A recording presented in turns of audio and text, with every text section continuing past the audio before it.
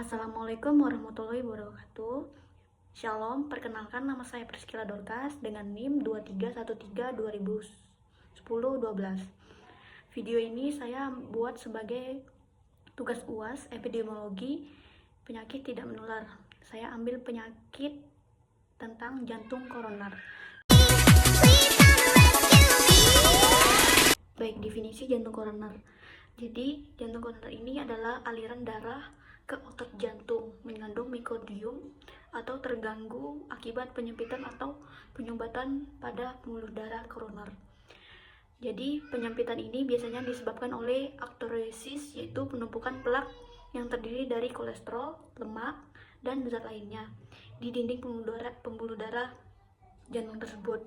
Jadi, berdasarkan epidemiologi, penyakit jantung koroner ini adalah penyebab utama kematian di seluruh dunia, biasanya terutama di negara berkembang dan maju.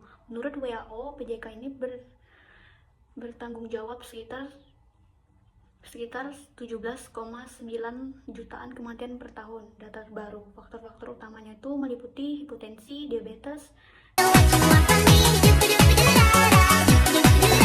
Secara global, PJK ini adalah suatu penyebab utama kematian di seluruh dunia.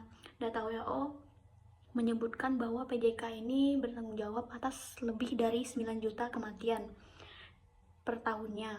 Jadi di Indonesia, berdasarkan data redaksi tahun 2018, PJK ini di Indonesia mencapai 1,5%. Angka ini lebih tinggi dari kelompok usia di atas 65 dan pasti individunya dengan faktor risiko seperti hipertensi, diabetes, dan obesitas.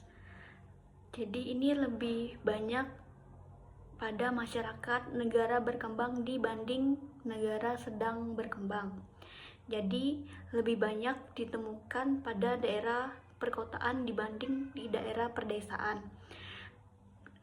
Lebih banyak mengenai golongan masyarakat sosial ekonomi menengah ke atas dibanding sosial ekonomi lemah. Jadi lebih banyak mengenai pria daripada wanita, namun yang lebih banyak meninggal adalah wanita. Meninggal setelah berumur 40 tahun, risiko tinggi sudah terjadi jika masuk umur 50 tahun. Jadi tinggi angka kematiannya itu lebih banyak yang meninggal. Gambaran klinisnya itu atau gejalanya dapat bervariasi seperti nyeri dada atau seperti tertekan atau terbakar seperti diremas, sering menjalar ke lengan kiri, leher, rahang atau punggung, sesak napas, kelelahan ekstrim, pusing atau pingsan. Pencegahannya itu mengmodifikasi gaya hidup seperti mengkonsumsi makanan sehat, rendah lemak, tinggi serat. Yang kedua, olahraga rutin setidaknya 150 menit per minggu.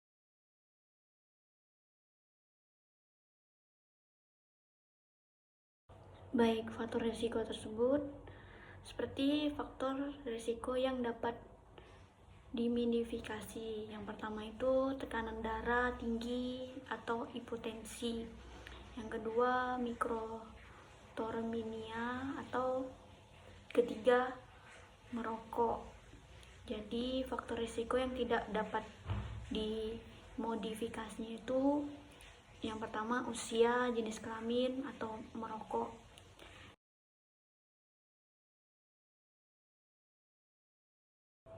Jadi pengobatannya itu kita bisa mengubah pola hidup kita seperti makan makanan yang sehat, bernutrisi, dan sering berolahraga, dan berhenti merokok, dan tidak boleh stres, dan jalani hidupmu penuh dengan sehat, dan konsumsi makanan yang berserat. Mungkin itu saja yang saya sampaikan. Kurang dan lebihnya saya mohon maaf. Sekian dan terima kasih.